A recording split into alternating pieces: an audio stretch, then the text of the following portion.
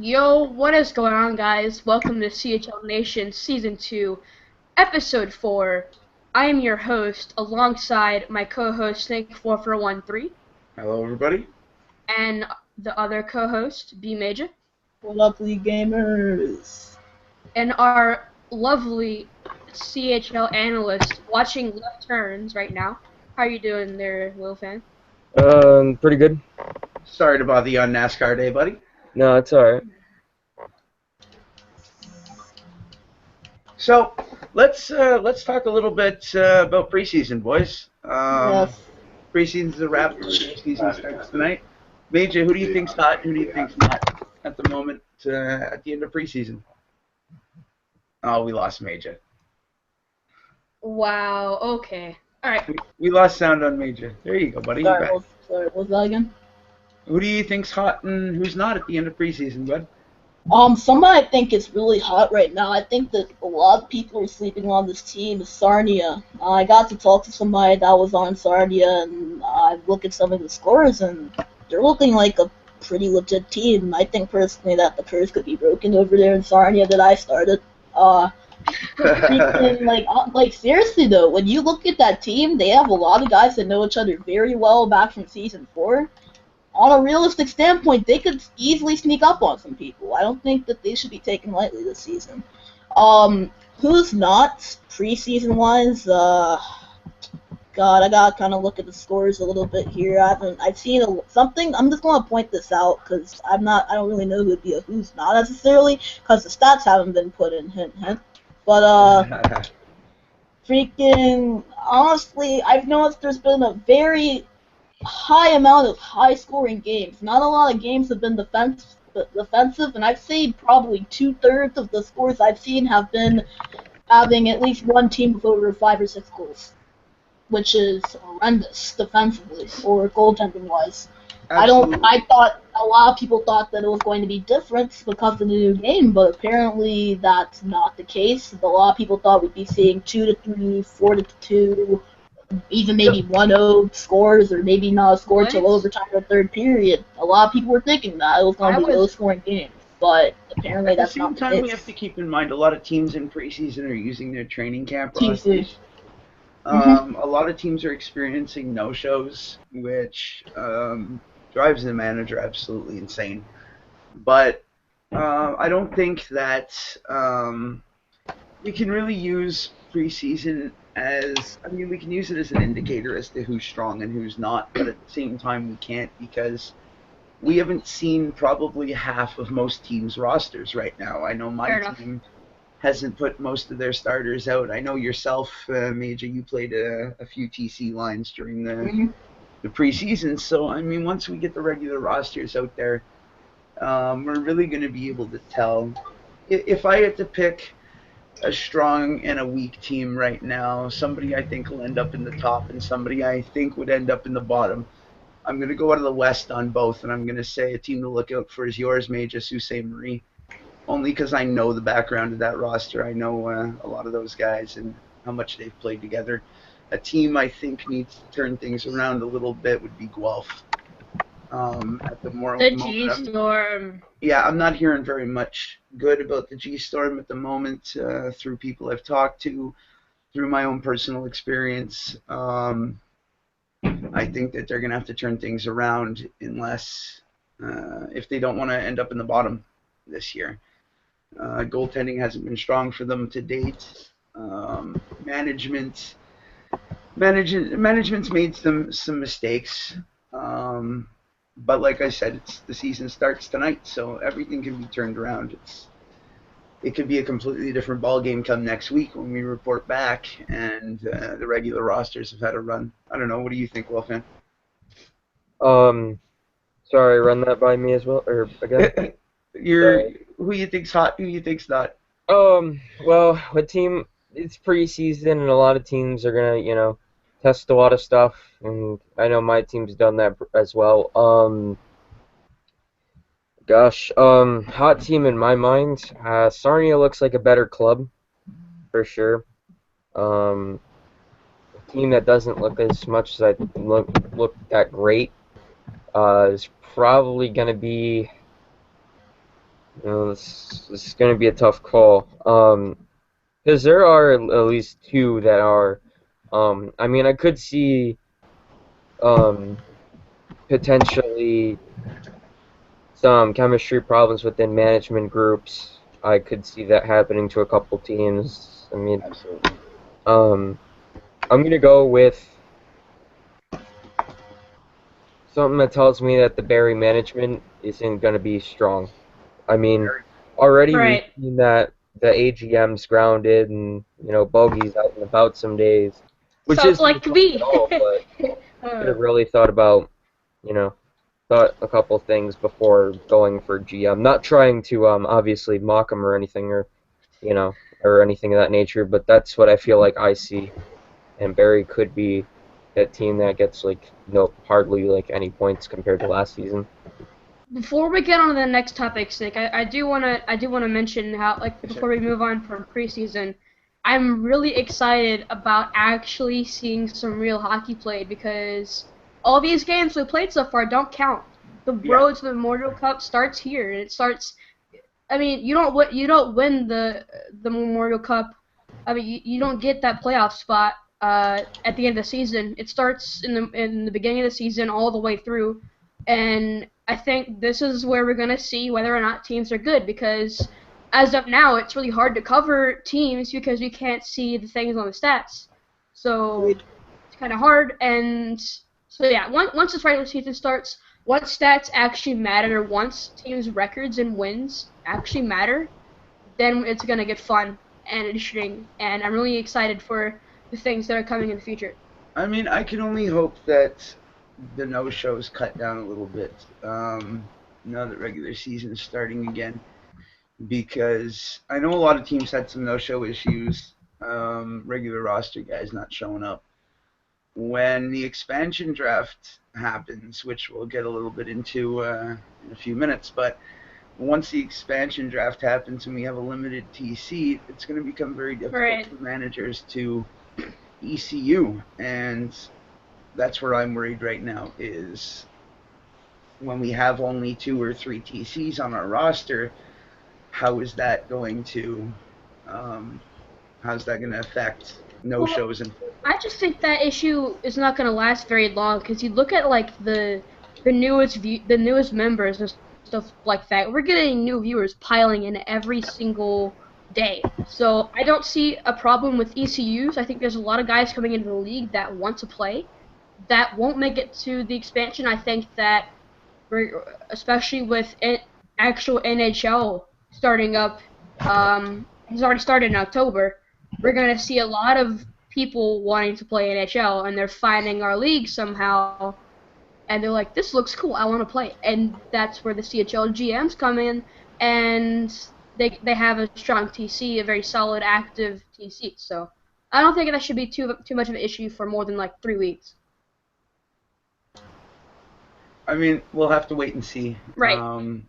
We'll have to wait and see for when when the expansion draft happens, and what the rosters will look like after that. Just for our viewers, a heads up with the expansion draft coming up. Once that date is set, we will be doing a live draft show, as we did with the OHL draft. So be prepared And for that, guys. hopefully Tune one in. of the panelists will be a GM. Hen hen, wink wink. Uh, Well, let's actually talk about the expansion draft a little bit, since we seem to have tripped on the subject. right. Um, Major, what do you expect, good and bad, from the draft coming up, the expansion? The good thing I expect from the expansion is the amount of, for at least player-wise at least, the amount of complaints that the Dogs and the commissioners will get about not being playing time. Because I think that's something that a lot of new players struggle to know, as what a TC player, as harsh as this is going to sound, a lot of people don't necessarily know what a TC player is. And I think that when they sign up, I think they expect instantly to get a good amount of playing time. Like rightfully so, everyone wants to touch some ice, of course. But I think from a player standpoint, if you're someone that's sitting on your TC playing club and can't seem to get on a main roster, this is a good opportunity for you. The bad side of this is the side of the fact that Two things. I don't know when these QMJ managers are going to get any chance to scout. That's still something that has been on my mind for a very long time. When are they going to get any chance to scout at all, considering there might be a timetable of 1 to 2 weeks this expansion happens from what has been rumored around. Second thing is for the managers in the OHL, what happens with their TC? Because if you have 5 players on a TC roster and more than half the random assignments that will be done over again will most likely go to the queue, how many players is this leaving the OHL? Because you can't just have a team of just main roster players realistically. Even though TC players might not think they are just as an important part of the roster as the main roster players are. Because of the fact that if a main roster player can't make it, you can rely on an active TC player to come in, ECU, and hopefully maybe make some things happen. And if they keep playing, they always could earn themselves a main roster. If they keep playing, keep putting in the work. So realistically, that's the thing I'm kind of concerned about. What ends up happening with the OHL TCs? But the good part is the players get some more playing time. And that's, I mean, we've discussed this in length, Majin parties and such. I think that it will be great for TC players that right now are sitting idle, not able to play and losing interest quickly. I think the expansion helps in that aspect. But for us managers who were told, the OHL managers, that we're going to be able to keep one TC and the rest would go to the draft. I mean, from a manager standpoint, at that point, do you pick a skater? Do you pick a goalie? Do you pick I think being able to keep one TC in and of itself is a bad idea, only because the skater and the goalie, just alone. If I only have one TC, sure, I pick a guy that can play 4 positions on the ice. But what if a goalie can't make it? A team's stuck forfeiting games, and that's my point. Is the expansion going to lead to more forfeits, which is what we've tried to avoid as a league, as far as I know, for the past at least 2-3 seasons. The main goal has been to avoid as much overturned and forfeited games as possible.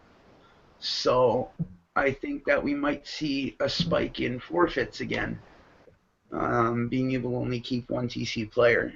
Something that I personally noticed is that in the last season we had 2 leagues, there were a lot more forfeits when we had a QMJ and an OHL. Last season we only had an OHL, the amount of forfeits tripled down. They went way down. It was really rare you saw a forfeit last season. I think I don't even think we had double-digit forfeits last season. But where do you draw a line between getting your TC guys playing time and resisting forfeits? I think that we're going to find that out this season, where we're going to go.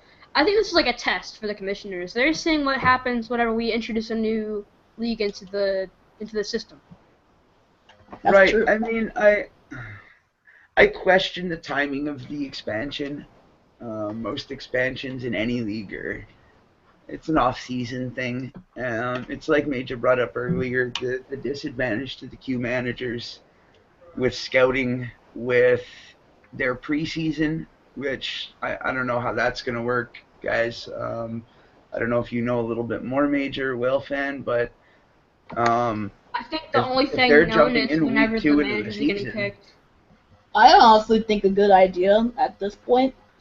Maybe the only thing I could really think of having everyone happy at this point is having the OHL keep 1 more player, maybe 2, which I think is a fair amount. I would agree and with that. maybe have a QMJ expansion around the All-Star break. Like, realistically, that's the only thing I can think of, and in that case, you'd probably have to end up having an expanded season, which involves more scheduling to be made, and this, that, and the other. Right. And when you think about it, like, I think the expansion is a good idea to do. I love the idea. There's just some things I think there's still a couple kinks, though, that need to be ironed out, unless they have pretty much everything set that hasn't been released to the public yet. I still think there's a couple kinks that need to be ironed out as a matter of scheduling at this point. And what happens with forfeits, which I'm not sure has necessarily been thought about. If not, I think that's probably something they could consider as well. But I'm sure they've thought about it because they know what they're doing. Brody's been around for 15 seasons. This is Zeno's 3rd season. It's the same boss he had last season. So realistically, I think they know what they have in mind. They have the foundation built. I think I think it's a matter of getting the roof on the house, and they could have that roof ready that just haven't been released to the public yet, because Brody said more information is coming out soon. Well, So and at this point, it's a matter of waiting, I think. we have to give a shout out to Brody at the same time. I feel like he's done a lot for the CHL, and we learn more and more as days go on how much he actually does for the CHL. In a way, the CHL is kind of his baby, and he puts a lot of hard work into it. And so I think he deserves a shout out for all the stuff he does, because I know his personal life's busy enough as is. Yep. So to be able to take as much time as he does to make us have a better league to play in, I think deserves a big thank you. And you know how that is with his personal life too, because I know you guys share the same job. So Yeah. So we know how busy he is and what it takes to. even be a commissioner. That's it. We complained about how much work it is for GMs, but I can only imagine having Brody or Zeno's job. I would lose my mind. I don't know. I'd lose my mind just having to deal with it, Zach here. Fair enough. Fair enough. I am pretty hard to deal with. You're not lying there. It's a thing. So Snake, how's Twitter looking right now? Yeah, let's look at that Twitter. Twitter's looking a little slow. Let me load it up. Refresh. We got from @xcheckit @CHL Nation. My team captain Lusty the Penguin wants an interview on the next show. So maybe we can do something about that. We can look into that for sure. We have an older tweet from week 1 of preseason that we never really got around to. That's my apologies to our viewers at CHL Nation. Did Guelph really just rage quit midway through the first? #GetGood. #Pete Cruz again. So I'd like to thank our viewers for their tweets. Keep tweeting at CHL Nation. We'll get it on the show for sure. #Zach Burns. That's definitely a thing. Yep, still a thing. Actually, let's move on, because I know a lot of our viewers want us to mention it, and we're kind of jumping around it. Zach, what happened, buddy? Hey, there's our guest. Our guest just popped in there. KTP, how are you, buddy? Good. What's up, back to Nation? the How show. you doing? Thank you for having me back. How's it going? Not bad. Good, buddy. Glad to have you. So, how's your week been, Killa? Long. Same old. That's it. It's never easy for us managers. We were just talking about the expansion, actually. Do you have any thoughts on that? Yeah, the sooner the better. PCs are driving you nuts, huh, buddy? You know what? It's not a bad thing, because if I remember last year after taking over for Cruz that you couldn't get anybody to play, and now I would play 4 lines all week long if I could, but we have to have 3 games in the starting roster, guys. That's it. You know, and it is kind of unfair, and I'd hate to say it, but it seems like some feet are being dragged here, you know. Yeah. But you know, four different leagues. Yeah. And the thing is, I mean, once we get the queue going, our TCs are going to diminish quite a bit. It's going to be a relief for us in a way, because I know we got a lot of TCs that are messaging us nonstop. We want ice. And as managers, we only have so much ice to give out. But are you concerned about the possibility of forfeiting games with a smaller TC?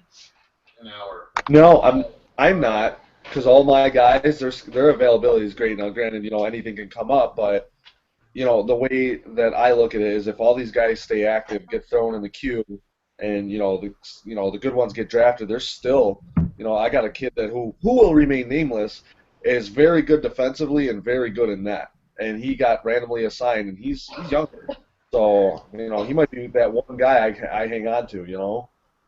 Well, with the send downs from the AHL and the new random assignments, has that changed your game plan for what you expected your roster to look like for the season?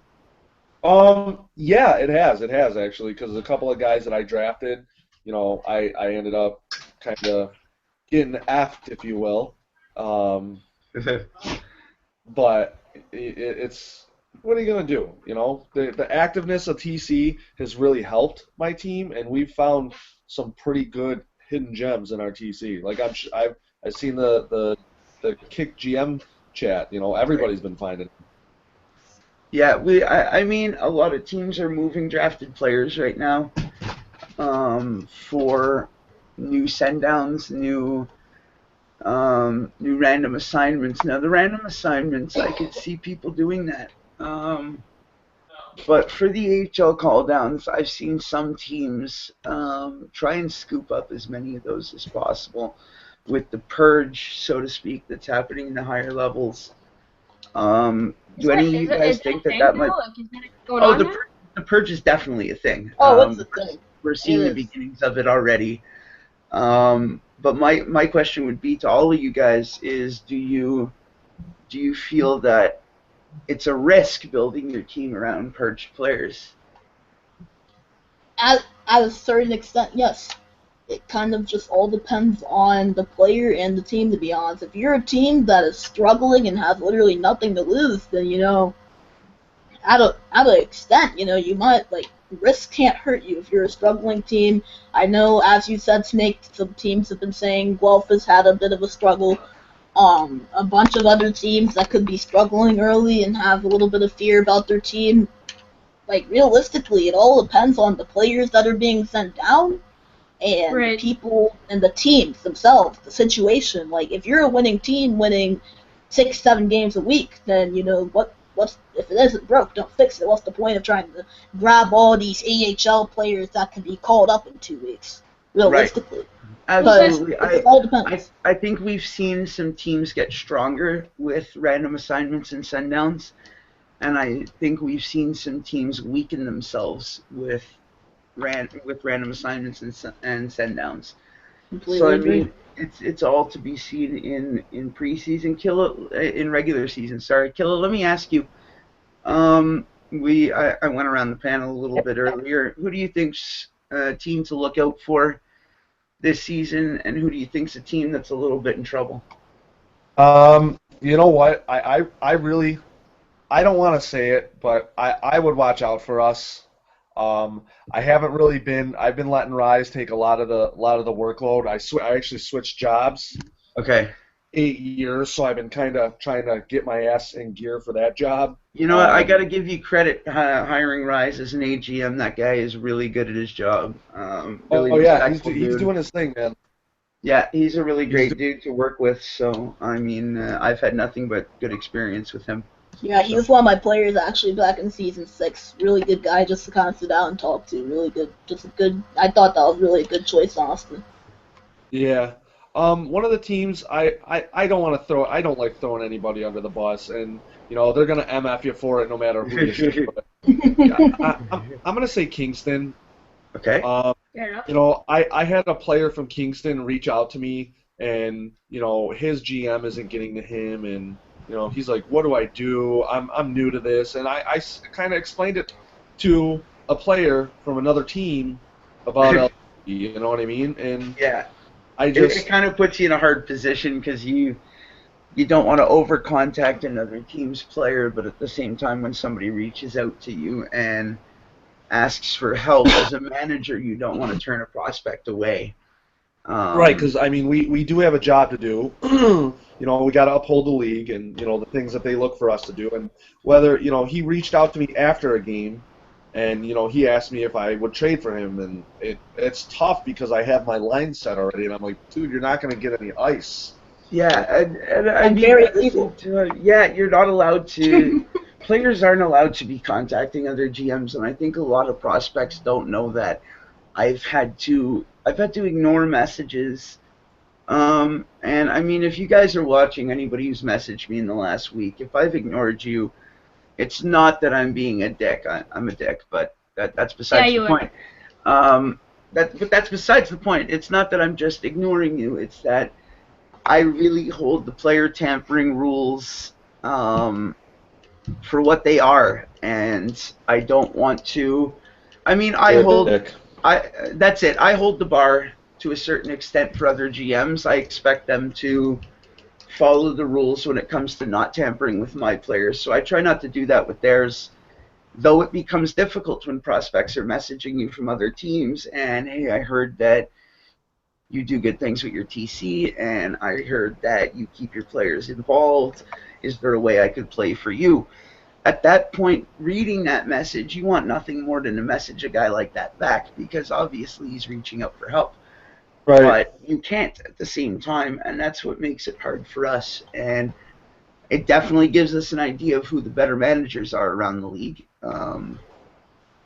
In terms of, if the players are reaching out to other GMs, then they're obviously not getting what they need on their roster. So that's a bit unfortunate. Well, I mean, he messaged me, he messaged a couple of guys on my team that night, and then he just kept inviting me to a chat, and I just wanted to kind of put an end to it. So I talked to him, I kind of explained to him, how to go through LG and manage, navigate through the website and stuff, and reach out to his GM. I said that's the best I can tell you, man. Just keep going, keep reaching out to him. So. It could be borderline, player tampering, and I'm not for that, because I have a guy telling me that he wants to play AHL, and he asked me what he should do, and I go, "It's your decision, man. I can't tell you what to do." Yeah, exactly. I've had at least one of my guys tell me that he wants to play AHL, and his goal is to get called up. And you know what? I mean, as a GM, it hurts. When your players get called up, it hurts your roster, it hurts your team. But at the same time, you're kind of proud that one of your players made it to higher levels. You know what I mean? You kind of have to encourage them to do that. And you also get a sense of accomplishment from that, because, like, realistically, when you're looking at that kind of stuff, you're like, wow, like, if you're 4 or 5 seasons in, it's like, wow, I've kind of gotten to see this guy play. I kind of taught him the ropes a little bit. I in the end, if you have a player go up to management or go up to the AHL levels, and you kind of taught them up, like you were saying, like with the Cribs brothers, or like how my situation was with Rise, for example, former players that go up in the management or go up into a higher position, that also can give the GM that was there a sense of accomplishment, and they know that they've done their job right at the end of the day. Absolutely. Right, pretty much. Oh, on Twitter, we've got a tweet, so I'm going to load up the tweet. Give me a second. From @GeorgiaFC3 @CHL Nation, how do you say G-Storm will be bad in more details per se? Fair enough. I think that it's not as much the team as much as leadership on that team. I think that teams you look at that will have success, my front runner right now would be the Sault Ste. Marie Greyhounds. The reason for that is Major and Vatanen. I know these guys very well. They're great managers. More experienced managers even than I am, and I take a lot of what I learned as a manager, I've learned from guys like this, from watching guys like this with experience, who've been there and who've made their name already. I don't think Pete Cruz. that aren't Pete Cruz. I don't think Guelph has that right now. I think Guelph's management is very immature at the moment, and that's going to hurt them later on in the season. You look at teams that are going to be successful. It's a team that, one, rallies together, and two, has decent management to lead them to success, and that's the aspect I think Guelph's missing right now. I don't know. You guys could maybe if you have any. If we're getting back into some teams that are disappointing, I just kind of want to point out, and like I said, I don't want to throw anybody under the bus. I'm just being honest with what I've seen. Like, I'm not saying necessarily any specific areas, but I've heard some bad things about Hamilton, on and off the ice, as well as Windsor. I'm not sure if you guys have heard anything about that, but I've actually heard a couple things about them. I haven't, because I'm a scrub, but Did you say Zach already? Speaking of, we have another tweet. Seeing as Zach brought it up, @CHL Nation. Did Zach already get waived? #TC for life. TC scrub for life. So maybe, we have Killa here, we have Zach here, so maybe you guys can go into that a little bit. I know some people have been wondering around the league how that happened so quick. Go ahead, Zach. Zach, yeah, let's let Zach answer Let's that let one the first. man of the hour explain this one.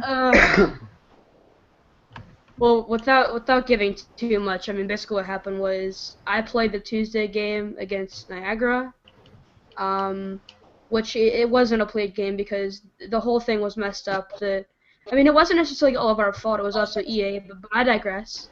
I was then confirmed to play a Thursday game. I was unconfirmed, which at the time was kind of angering. And the next day I sent in a complaint, which actually I got waived Wednesday night because yeah, there's reasons behind that, but which I was pretty upset about getting waived, and so then I sent in a complaint, and a league warning was sent out to the management of Oshawa.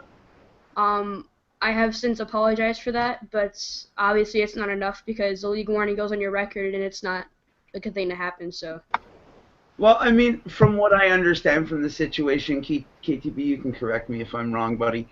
I think Killa did as many GMs did in preseason, and that was not schedule their roster players the full 3 games. The reason for that is preseason is our only opportunity to get a look at our TC. Without having as many scheduling restrictions. I mean, Killa, you could tell us a little bit more about specifically Zach's case, but I think that was, correct me if I'm wrong, that was kind of what you were doing on that Thursday game, correct? Yes, I was. And Rise, my AGM Rise had explained it to him, and he had said okay. So, I when I got that, Zach, if you lived around the corner from me, I would have come in your house and probably punched you in the nose. Right in the nose. Fair enough. I mean, straight up, dude, that wasn't cool, And like my AGM, both my AGM and my assistant AGM lessons, both of them said, and they're completely correct. I am more pissed because I went out on a limb and drafted you thinking that, hey, you applied for management. You didn't get it, okay? And I'm sure you applied for QJ. Whether you get it or not, I don't know. But, I went out on a limb thinking that you could be another leader on my team, maybe even a captain at one point, and you kind of dogged me like that, dude. And it still rubs me the wrong way. And sure, I'll accept your apology, but I mean, at that moment, I called you a piece of shit. My friend. But dude, it was uncalled for. We're here to talk to. You have Xbox Live, you have Kick, you have LG Messenger. Dude, there's so many ways we could have talked about it. And instead, I mean, you're a kid, and I'm going to say it, you did a kid thing, and you went around, and you played sneaky, so what did I do? After I got that message, I put you on TC. I said, oh, okay, you want to play that way? Here you go. Now you're on TC. Now you don't need 3 games. And I can vouch for KTB. I mean, he spoke to me after the game against Niagara, against my team, and I actually have to say something about that. I have to apologize to Rise to Supremacy and to ISL Lessons for that game. I pestered Rise endlessly through that game, assuming he was the MOC and didn't even realize that Lessons was the other AGM and actually playing in that game, so I could have just dealt with him, and so my bad, boys. That's my fault. But I know at the end of that game you messaged me, Killa, and we discussed it. You asked my opinion, and you gave Zach another shot despite pressure from your AGMs to lay the hammer a little bit, and so I can see where you're coming from, how you would feel slightly betrayed after, going out on a limb to draft him in the first place, and then to not flush him to TC right away after that game. I can vouch for you on that one. I know you went above and beyond to try and give him a chance. I don't want you to look bad because of the whole situation, I don't feel bad for what I did. I don't. I have Zach. There is 57 dudes, kids, girls, boys, moms, dads that want to play, that want 57 on my team alone. Okay? Shout And out my to the goal, ladies in our league. yeah, you know, Yeah. and my goal is to, try and get everybody a little bit of time to see who's got what. And you did a very unprofessional thing in my eyes. Is I hold you to a higher standard because of what you do with Snake and B Major, and Whale Fan. So, I I'm still upset about it, dude. I'm still upset about it. I'm not mad. I was mad for a Rightfully couple of so. minutes. My wife said, "You're mad at a kid." I go, "It's not that. It's the principle." I mean, oh, we got a Twitter tweet. Let me just get at that. At CHL Nation from at Georgia FC3.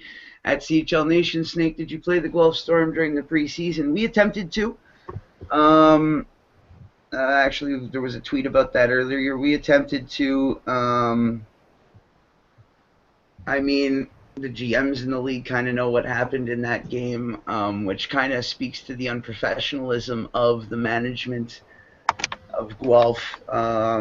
Having a team rage quit in preseason, down 2-0, 2 men short in the first period, and then to have your manager on call run his mouth and basically act like a 9-year-old.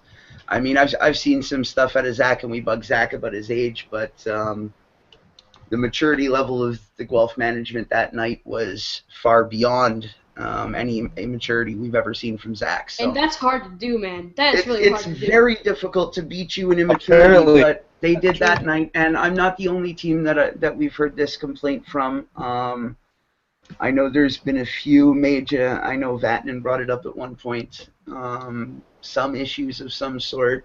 Not that I want to call Vatanen out. I mean, Vatanen's my buddy, but I know we did talk about it. There's a couple of other managers around the league, so it's not just me seeing this. I'm just the one saying something about it. And I'm not saying Guelph's the only team. They're just the first that came to mind.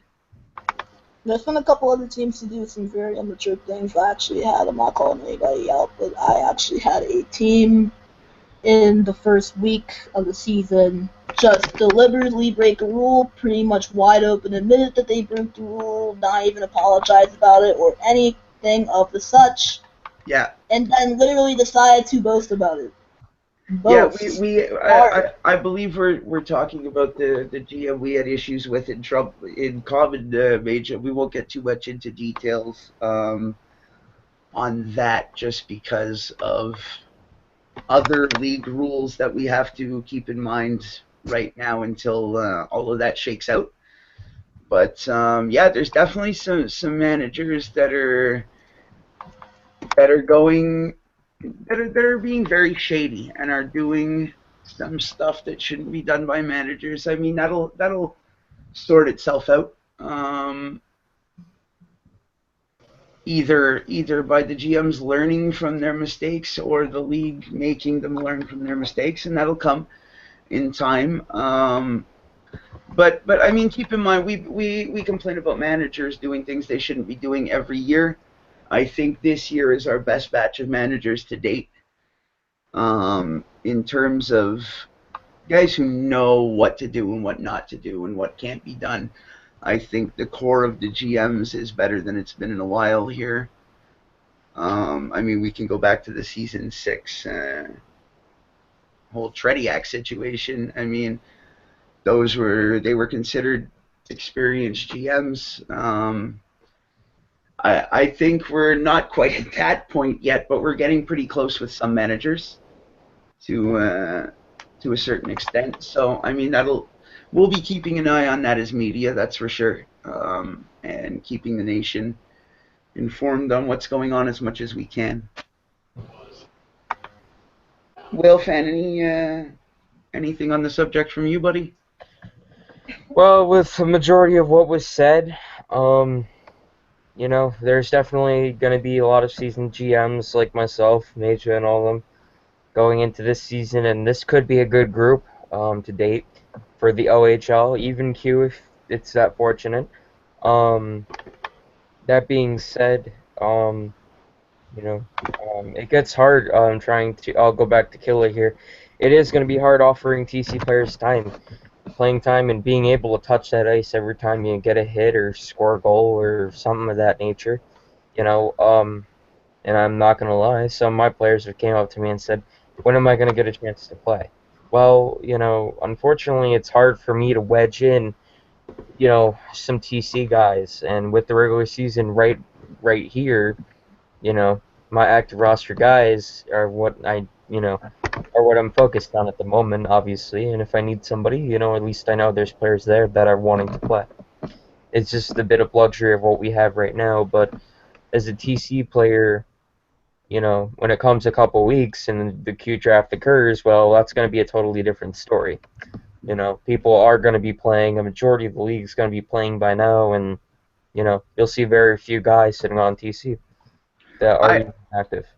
I mean, I'd like to say to um, the regular roster players, you guys got to keep in mind that your spot isn't safe, and there's TCs Ever. for ice time right now. They're clawing for ice time. One no-show, one one time you miss and you don't give us a heads up, that could be your season right there, because TCs right now know that they're fighting for a spot and they're ready to show up every single time. One So, piss off too. You gotta remember that if you rub your GM the wrong way and do something that he honestly does not like or your team doesn't like, then there goes your season as well. and that's a huge point, Major. I'm glad you bring it up. Skill isn't everything in this league. Being good on the buttons isn't everything in this league, and a manager will take a player that is far less skilled and less talented just to, yeah, exactly, just to have a better personality. I'm in the same boat, Major. I will pass on the most skilled player to play with somebody that the team enjoys playing with more. I've had to pass on a number of players that were very talented in my season as management, just because of the fact that their attitude did not fit with our team. Like realistically, I do not care how good you are. I do not care who you are. If I don't care if you are a former NHL player, I don't care what your history is. If your attitude isn't where we think it's supposed to be, I'm not afraid to trade you in a split second. And I think Absolutely. many GMs in this league feel the same way. So realistically, even if you do have a main roster spot, that doesn't mean you're always safe. You gotta keep putting in the work, you gotta keep playing well, and most importantly, you have to act right in the team locker room.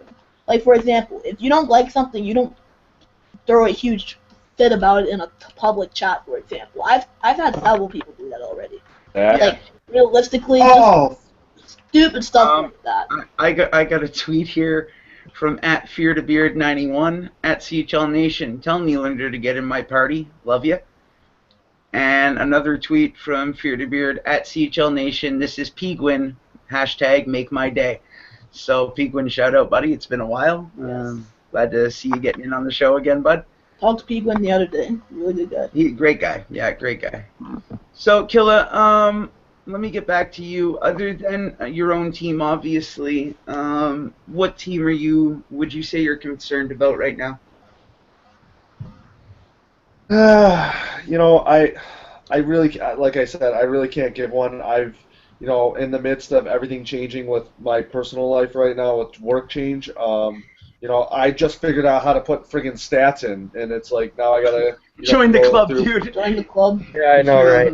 Yeah. Now I gotta go with Rise and That's Lessons to the sit down and explain it with them, and it's like just another, I know we all signed up for it, but just another thing, we got to deal with. Like, here's a perfect example. Going back to a TC, I just TC'd a player to bring up another player who I liked how he played when I played with him, and Lamb, if you're watching, I appreciate it, dude. Because I told him, I said, I'm just doing what I got to do, man. Weekly roster moves, stuff like that. He goes, that's cool, man. Do your thing. I totally understand.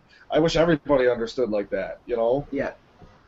So, And I mean, we got to give a shout out to our assistant managers, because without those absolutely. guys, it would be an absolute mess. And shout out to the commissioners for listening to us about the third manager. I think Yep. it's made a huge difference this year. Our third manager on my team, Marley, does an exceptional amount of work. taking a lot off my plate and Great One's plate. So I think it was a great idea all around to have a third manager to allow GMs to have a life. I mean, you guys remember last season we couldn't have a life, just the two managers. I mean, we were constantly balancing. And I mean, now that you almost need two MOCs a night, one to send the invite and then leave, and the other to actually be the MOC, it's just made for more work.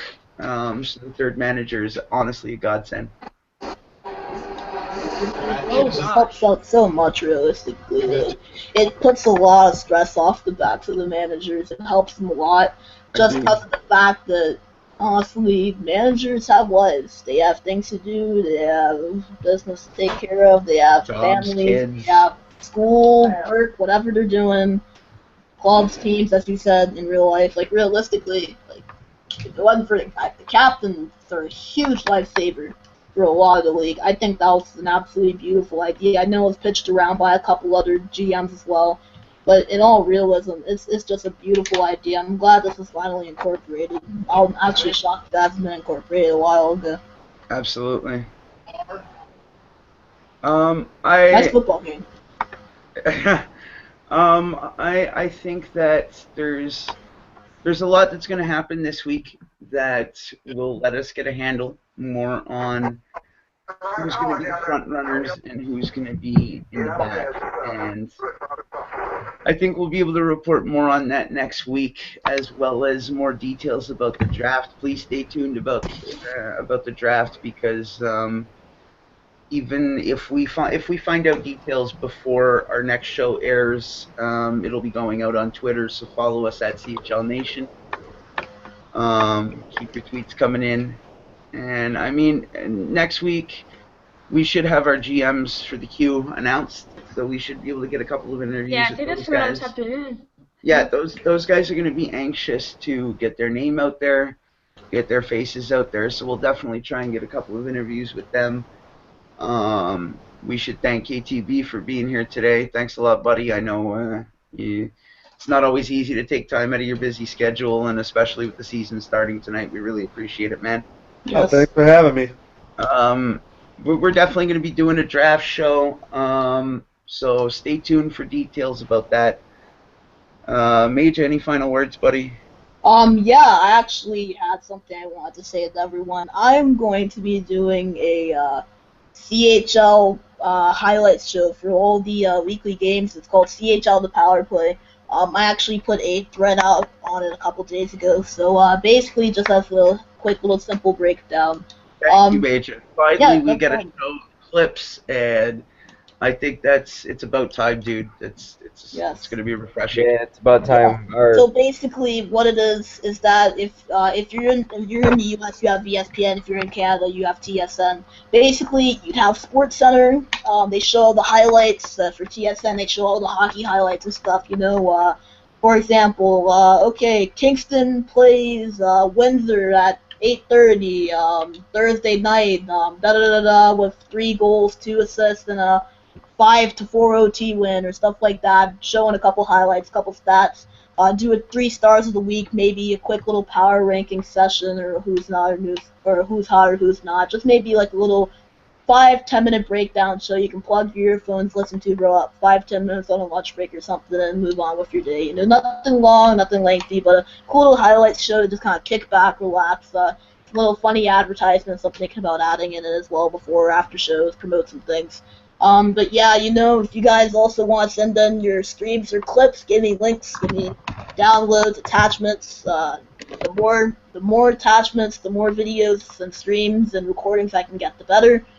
So feel free to contact me or pitch in if you want to send anything in. And it's a great way to get yourself known as a player. Send in some clips of you doing something pretty to Mage, and he'll try and get those into the show.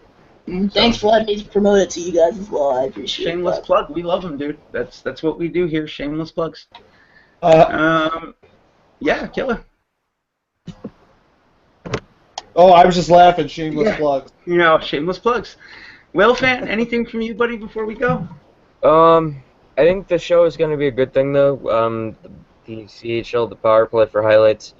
CHL will finally get some recognition. I know there is another one out there that has like the top 10 Yeah, Sunday, whatever. CHL top 10 Sunday. I mean, not CHL, but just And LG top 10. They do the they football. go They do around every football. league, but it never really does much, to be honest. I haven't seen anything new, so until I see something new, I think it's like shut down or something. I don't know, but you know.